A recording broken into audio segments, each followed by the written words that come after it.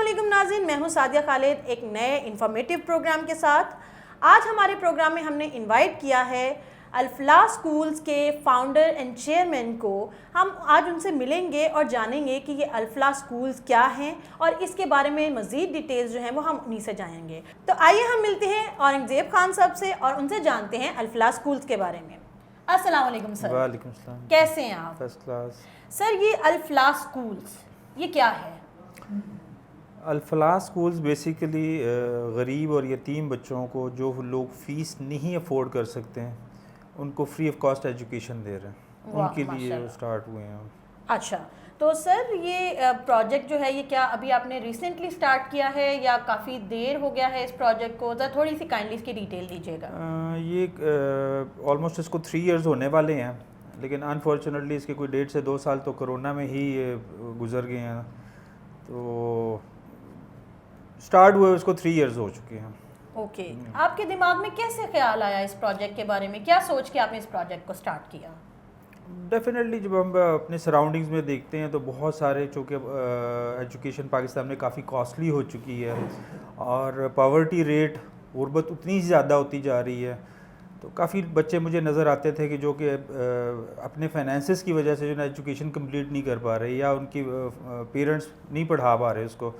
तो यही जहन में ख्याल आया कि क्यों ना इनके लिए जो ना स्कूल्स खोले जाएं ताकि हम उनको free of cost education provide करें, उनको बुक्स, उनकी यूनिफॉर्म, वो हम सारा कुछ उनके लिए करें।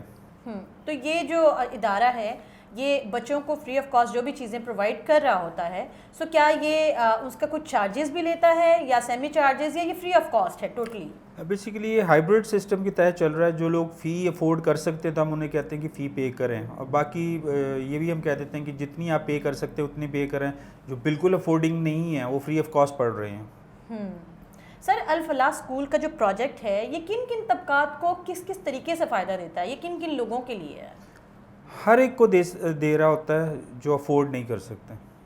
हाँ, और किस तरीके से अगर कोई लेट सपोज अल-फलाह स्कूल का हिस्सा बनना चाह रहा है तो किस तरीके से वहाँ पे आ सकता है? आपसे कैसे वो कांटेक्ट कर सकता है? उसका क्या डिटेल्स हैं कि वो किस तरह आपको कांटेक्ट करे? कोई नीडी बच्चा है, कोई ऐसा है जिसके पेरेंट्स नहीं हैं, तो फिर ऐसी सिचुएशन में आप लोग उनको कैसे कैटर करेंगे?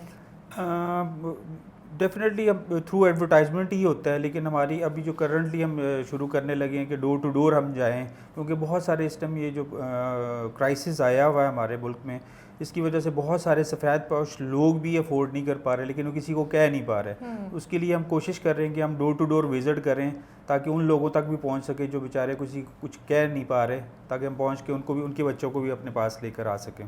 तो क्या सर ये जो प्रोजेक्ट है आपका ये सारा चैरिटी बेस्ड है, यानी कि लोग चैरिटी करते हैं, या इसमें ये गवर्नमेंट का भी कुछ इसमें रोल है?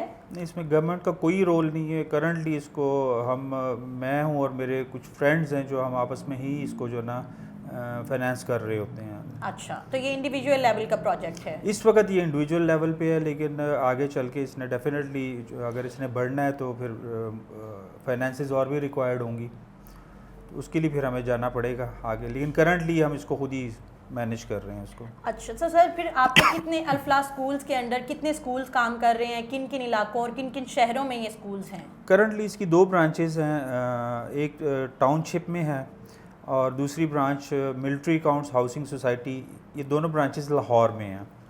अब हम तीसरी ब्रांच का सोच रहे हैं, इन बिटवीन जो ना काफ़ी पुअर एरिया है, वो भी ऑलमोस्ट जो है ना ग्रीन टाउन के पास आता है, वहाँ पे हम थर्ड ब्रांच का प्लान कर रहे हैं कि वहाँ पे भी हम स्टार्ट करें। तो क्या सर आप ये जो सारे जितनी भी ब्रांचेस ओपन करेंगे सिर्फ लाहौर के लिए फैसिलिटी है? नहीं, ये इसका जो प्लान है वो थ्रू आउट पाकिस्तान है कि हम इसको थ्रू आउट पाकिस्तान इसको अल-फलाह स्कूल को फैलाएं, ताकि कोई भी बच्चा ऐसा जो अफोर्डिंग नहीं है, वो फाइनेंसिस की वजह से एजुकेशन ना हासिल कर सके, उनको हम अपने वहाँ तक हम पहुँचने की पूरी कोशिश करेंगे। सर, स्कूल में आने के लिए जो बच्चा जो भी आ रहा है और उसको आप स्कूल हेल्प आउट कर रहा है, तो उसका बेसिक क्राइटेरिया आप लोगों ने क्या डिसाइड किया? आप कैसे डिसाइड करते हैं कि ये नीडी बच्चा है और इसको हम फ्री ऑफ कॉस्ट जो है वो एजुकेशन प्रोवाइड करेंगे? देखिए, अभी तो हमारे जो ना सोर्सेज बहुत लिमिटेड है। जो बच्चे हमारे पास आते हैं पर्सनल इंटरव्यू पे ही सारा कुछ हम कर रहे होते हैं कि उनसे जो हम क्वेश्चनिंग कर रहे होते हैं उसी से हम असेस कर रहे होते हैं कि कितना ही नीडी है कि नहीं है। जब हमें पता चलता है कि ये नीडी है तो हम उसको एडमिट कर लेते हैं अपने पास। यानी कि अभी कोई प्रॉपर इसका प्रोसीजर जो है वो नहीं किया हाँ, गया। डेफिनेटली हमारे पास इतने फाइनेंसेस नहीं हैं कि हम वेरिफिकेशंस वगैरह करवाते फिरें, तो अपने पर्सनल इंटरव्यू की बेस पे ही हम उसको एडमिशन दे देते हैं। सर अगर कोई इस नोबल कॉज में आपके साथ जुड़ना चाहता है, एफिलिएट होना चाहता है, चैरिटी करना चाहता है, तो वो किस तरीके से आपसे कांटेक्ट कर सकता है? वैसे तो अल-फलाह स्कूल का अकाउंट भी मौजूद है, जैज़ कैश अकाउंट भी मौजूद है, और मुझसे पर्सनली कांटेक्ट भी कर सकता है। कोई अगर विज़िट करना चाहे तो एड्रेसेस मौजूद हैं, पर्सनली भी विज़िट्स कर सकता है, पर्सनली भी वो पे कर सकता है, तो किसी भी वे से वो कर सकता है।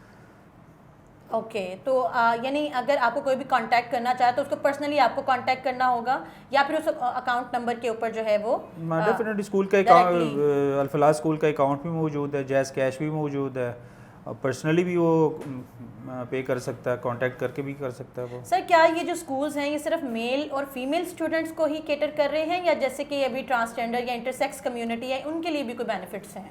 अभी हमारे पास तो ऐसा कोई केस नहीं आया, लेकिन डेफिनेटली ये जो अभी काफ़ी इसके चर्चे हो रहे हैं इस बिल के, तो हमारे भी जहन में ये चीज़ आ रही है कि क्यों ना इनके लिए भी एक स्कूल खोला जाए, लेकिन हमने ये देखना है कि क्या हमारे पास इतनी स्ट्रेंथ होगी कि नहीं होगी, वो असल चीज़ है। इन फ्यूचर यानी आप प्लान आउट कर रहे हैं? डेफिनेटली तो क्या ये कोटा सिस्टम के ऊपर इनको आप इंट्रोड्यूस करवाएंगे, या इनके लिए स्पेशल स्कूल्स जो हैं वो ओपन किए जाएंगे? कोटा सिस्टम तो मुश्किल हो जाएगा, लेकिन मेरे ख्याल में अगर अलहदा स्कूल, बिल्कुल सेपरेट एक स्कूल हो उनके लिए जिसमें यही स्टडी कर रहे हों सिर्फ, तो वो हम कोशिश करेंगे उसको। और सर अगर कोई बच्चा जो यंगस्टर हैं, जो बहुत यंग और पैशनेट होते हैं, वो ऐसे वर्क जो सोशल वर्क होते हैं वो सर्च आउट कर रहे होते हैं उसका हिस्सा बनने के लिए, अगर कोई इस सिलसिले में आपसे रब्ता करना चाहे तो क्या अल-फलाह स्कूल्स जो हैं वो रेडी हैं कि वो ऐसे लोगों को अपने साथ एफिलिएट करें? डेफिनेटली, ये तो बहुत अच्छा है जो ना हम प्लान आउट कर रहे होते हैं हमेशा ही, लेकिन अनफॉर्चुनेटली अभी तक जो ना हम उस पर इम्प्लीमेंट नहीं कर सके कि हम यूनिवर्सिटीज़ में विज़िट करें ताकि यंग जो लड़के और लड़कियां हैं वो हमारे साथ अटैच हो, इस कॉज के लिए हमारे साथ अटैच हो, चाहे वो टीचिंग करना चाहें 1 मंथ के लिए, 2 मंथ्स के लिए, चाहे किसी और चीज़ के लिए हमारे साथ अटैच हों, लेकिन अगर इस कॉज को हमने थ्रू आउट पाकिस्तान लेके जाना है तो इन यंगस्टर्स को हमारे साथ शामिल होना पड़ेगा, तब भी हम आगे चल सकेंगे। No doubt. सर इस इदारे के फ्यूचर प्लान्स क्या हैं? क्या सोच रहा है अल-फलाह स्कूल्स के, किस तरीके से इसको नेक्स्ट 10 ईयर्स में प्रिवेल करवाना है पूरे पाकिस्तान में? इसका जो फ्यूचर प्लान है बेसिकली ये है कि एक तो इसको अभी जो स्कूल चल रहे हैं दैट इज़ करंटली 8 ग्रेड तक चल रहे हैं, इसको 10 ग्रेड तक लेके जाना, फिर आगे इसकी कॉलेजेस भी स्टार्ट होने हैं, और कोशिश यही है कि नेक्स्ट 10 ईयर्स में एटलीस्ट 5 मिलियन स्टूडेंट जो ना Al-Falah school throughout Pakistan free of cost education दें इन बच्चों को। और सर एक और क्वेश्चन यहाँ पे उठता है कि क्या इंटरनेशनल जो भी एनजीओज़ हैं या फंडिंग है ये उससे एफिलिएटेड है, या इन फ्यूचर एफिलिएट होने का इरादा रखता है ये इदारा? करंटली तो किसी के साथ एफिलिएटेड नहीं है, लेकिन फ्यूचर में पॉसिबल है कि अगर इसका इतना बड़ा एम हम लेके चल रहे हैं कि 5 मिलियन स्टूडेंट यानी 50 लाख स्टूडेंट को अगर हम पढ़ाएंगे तो डेफिनेटली बहुत सारे लोग हमारे साथ अटैच होंगे, तो डेफिनेटली तभी ये चल सकेगा। सर बेसिक टैगलाइन क्या है अल-फलाह स्कूल की? गोल जो इनका गोल है या टैगलाइन है वो क्या है? गोल यही है कि 50 लाख स्टूडेंट्स को प्रॉपरली एजुकेट किया जाए, ट्रेन किया जाए, टेक्निकल एजुकेशन में लेके जाया जाए और उससे पहले जो बच्चे हमारे पास आ रहे हैं अगर वो ऑर्फन हैं, उनके फादर नहीं हैं या वो बहुत पुअर हैं, तो वो जो फैमिलीज हमारे साथ अटैच हो रही है उनको कोई ऐसा रोज़गार का वसीला पैदा किया जाए कि तो वो उस गुर्बत से बाहर आ जाए। सर क्या सिर्फ थ्योरेटिकल एजुकेशन दी जाएगी या फिर टेक्निकल एजुकेशन और उसके साथ इम्प्लीमेंटेशन का भी कोई बंदोबस्त किया जाएगा? देखिए फ्यूचर में नियर फ्यूचर में हमारा यही प्लान है कि कम से कम हर ज़िले में एक बोर्डिंग स्कूल हो अल-फलाह का, जिसमें एटलीस्ट 10 to 15,000 बच्चे जो है ना बोर्डिंग में रह रहे हों। वो इसलिए कि 24 आवर बच्चा हमारे पास होगा, एक तो एजुकेशन ले रहा होगा, दूसरा हम उसको टेक्निकल एजुकेशन भी साथ साथ दे रहे होंगे, तो एटलीस्ट अगर वो हमारे पास से मैट्रिक करता है और अगर वो आगे पढ़ना चाहे तो ख़ुद से काम करके जो ना कमा के भी वो पढ़ सकता है, इवन अपनी फैमिली को भी सपोर्ट कर सकता है, क्योंकि उसके पास मैट्रिक करते करते कोई ना कोई टेक्निकल एजुकेशन भी हम उसको दे चुके होंगे। सर पाकिस्तान में जैसे आपको पता है कि पिछले कुछ दिनों से, कुछ अरसे से महंगाई बहुत ज़्यादा हो गई है और सफ़ेद पोश तबका, जैसे अभी आपने तस्करा किया कि वो बहुत ज़्यादा पिस गया है और वो किसी से तस्करा भी नहीं कर सकते, तो वो किस तरीके से जो है वो आपको कांटेक्ट करें? क्या उनके लिए कोई फैसिलिटी डोर टू डोर की या ऐसी है जिसमें वो घर बैठे एजुकेशन, क्योंकि आप जिन एरियाज़ की बात कर रहे हैं ऑब्वियसली कोई दूर अफ्तादा एरिया में है तो वो स्कूल्स में तो अपने बच्चों को नहीं भेज सकते क्योंकि आपने कहा अभी बोर्डिंग नहीं है, तो वो किस तरीके से जो है वो उनको आप फैसिलिटेट करेंगे? देखिए, अभी करंटली तो हम उनके लिए कुछ ज़्यादा नहीं कर सकेंगे, लेकिन ये ज़रूर है कि अगर हमारे पास जो फ्रीलांसर स्टूडेंट्स, यंग चैट्स अगर हमारे साथ अटैच होते हैं तो वो डोर टू डोर जाते हैं। इवन अगर वो अपने एरिया में भी वो समझते हैं कि यहाँ पर हम जो ना ये बिल्डिंग लेके हम आपको लेके दे सकते हैं, तो हम वहाँ पर भी इमीडिएटली एक स्कूल ओपन कर सकते हैं।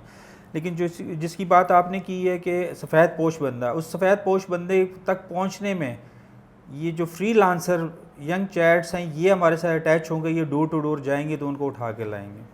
सर क्या क्राइटेरिया है? अभी तो आपने सिंस कहा कि कोई ऐसा कोई टेक्निकल टर्म नहीं है बना है, कोई प्रोसेस नहीं बना कि आप लोग इसको फिल्टर आउट कर सकें, लेकिन नेक्स्ट इन फ्यूचर आप लोग किस तरीके से फिल्टर आउट करेंगे? क्या आप लोगों ने टेक्निकल पैमाना जो है वो बनाना है जिसके बाद जो है वो आप प्लान आउट करेंगे कि ये वो लोग हैं, स्पेसिफिकली ये वो तबका है जिनको हमें आगे फर्दर ऑन फैसिलिटेट करना है या केटर करना है? देखिए, सबसे पहले तो जो पुअर है, ऑर्फन स्टूडेंट्स है, यतीम, ठीक है ना, उसको हमने लेना है। और नंबर 2 फिर आगे फ्यूचर में तो डेफिनेटली जो लोकल गवर्नमेंट्स होती हैं, डाउन दी लाइन काउंसलर्स होते हैं, वो अपने इलाके को बहुत अच्छी तरह जानते हैं, तो अगर वो हमारा फॉर्म फिल करेंगे फॉर एडमिशन पर्पज़ तो डेफिनेटली वहाँ से अटेस्टेशन करवा के देंगे, वो अटेस्ट करेंगे कि यस ये डिज़र्विंग है, तो हम उसको करेंगे उसको।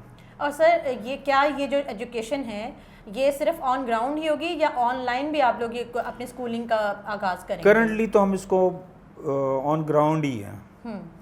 ऑनलाइन जैसे मैंने बताया कि हमारी तो कोशिश है कि हर ज़िले में एक स्कूल बनाया जाए, बोर्डिंग स्कूल के 24 आवर बच्चा हमारे पास हो, तो हमारा कॉन्सेप्ट ऑनलाइन का अभी नहीं है और कोशिश भी हम करेंगे कि हम जो ना ये चीज़ ना करें, लेकिन हो सकता है कि बहुत दूर इलाकों में हमें ये करना पड़े, लेकिन कोशिश हमारी यही कि स्टूडेंट हमारे पास अगर कोई आता है तो उसकी टोटल ज़िम्मेदारी हम उठा लें, उसके खाने पीने के, उसकी एजुकेशन की, उसके कपड़े की ज़िम्मेदारी वो हमारे ही ऊपर आए, यानी 24 आवर हमारे पास है।